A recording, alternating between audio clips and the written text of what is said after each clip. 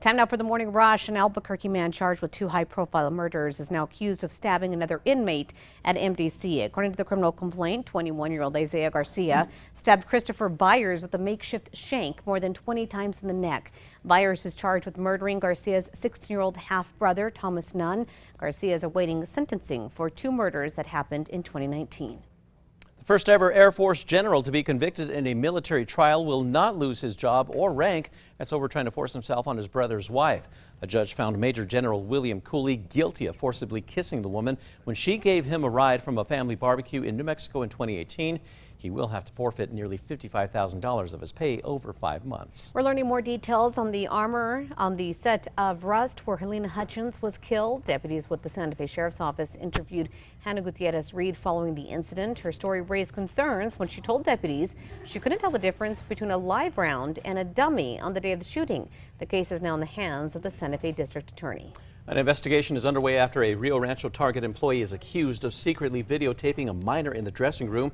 A Rio Rancho mom says on Saturday that her 12-year-old daughter and a friend went shopping at the Rio Rancho Target when they noticed that employee recording them in that dressing room. Target says that they are working closely with Rio Rancho police on that investigation. The FBI is searching this morning for another bank robber. This one they're calling the Ninja. The man was wearing all black with a scarf over his face and a bandana around his head when the feds say he held up the Bank of the West on Central and San Mateo yesterday. There is a $2,000 reward for any information leading to an arrest. Erica. Here's a look at our school day forecast. Temperatures are very mild this morning, not needing the extra layers. And by this afternoon, we're going to be warm, even hot to 84 degrees, but we will see some gustier winds. Fire crews are taking advantage of the calm weather as they continue to battle the merged Hermit's Peak and Calf Canyon fires near Las Vegas. However, they say that they are running into trouble with trespassers, hampering the firefighting efforts by going into evacuated areas. In the meantime, the Cooks Peak fire in Mora and Colfax counties is up to more than 50,000 acres. The fire is now 33% contained. Cimarron and Angel Fire, you're being told to prepare to leave if the fire ramps up with today's winds. Well, the weather has also helped the crews fighting the Cerro Pelado fire in the Jemez. Evacuations are still in place as that fire tops 5,000 acres with no containment. Erica. And here's a look at the threat index. It's high today because we will see high fire danger across the state and the chance for severe weather in eastern New Mexico. One local organization is now giving people a reliable way to help those affected by the fires. The state and the New Mexico Coalition of Community Foundations is putting $100,000 toward emergency shelters for people displaced by local wildfires. Quick warning, the next video is shocking. We're sharing new video from the February crash involving an APS school bus. These are the moments that a speeding Mustang driver broadsided the bus on Gibson near 98th.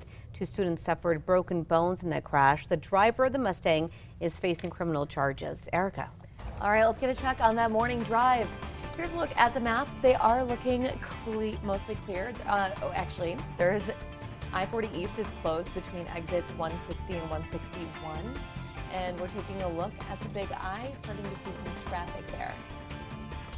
Inmates at one Florida correctional facility have a unique way to get a new leash on life. That's Healing Together. That's Academy. It pairs up rescue dogs with inmates who care, feed, and bond with them. Well, inmates say that it gives them a new sense of purpose and it saves the lives of dogs who may not have made it out of the shelter. And now for the 5 facts. At number 5, the new tram project at the biopark is getting a push from the mayor this morning. In the mayor's one-year goals, he requests that the tram be up and running no later than October 13th. The tram will carry people from the zoo to the aquarium in just 12 minutes. A gravel path now exists where the train tracks used to be, though it does not appear that much else has been done since work was finished around February. Number 4, the Better Business Bureau is warning New Mexicans to look out for bad contractors starting jobs and leaving them unfinished. Many say that they're being left in a tough spot when this happens to them. Tina Bezdick signed a contract with Paradise Pools of New Mexico back in October of 2020 and says that project still is not complete. Experts explain how these contractors get their foot in the door with customers. Bezdick is looking to take legal action now. Paradise Pools says that supply and demand issues from the pandemic is the reason for the incomplete pool. And at number 3, the winds return today, and we'll be seeing those gusts at about 30 to 40 in the metro during the afternoon. Those coming in from the southwest and leading to red flag warnings, high fire danger here across the metro. Number 2, this morning we're sharing new video from the February crash involving an APS school bus. A quick warning.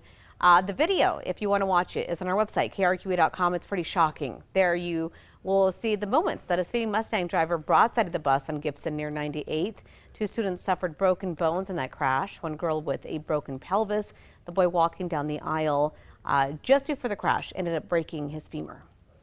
And at number 1 this morning, we are learning more details on the armorer on the set of the Rust movie. That's where the director of photography was killed. Deputies with the Santa Fe Sheriff's Office interviewed Hannah Gutierrez-Reed for 2.5 hours following that incident that killed Helena Hutchins and injured director Joel Souza. But her story raises concerns now when she told deputies that she could not tell the difference between a live round and a dummy or blank.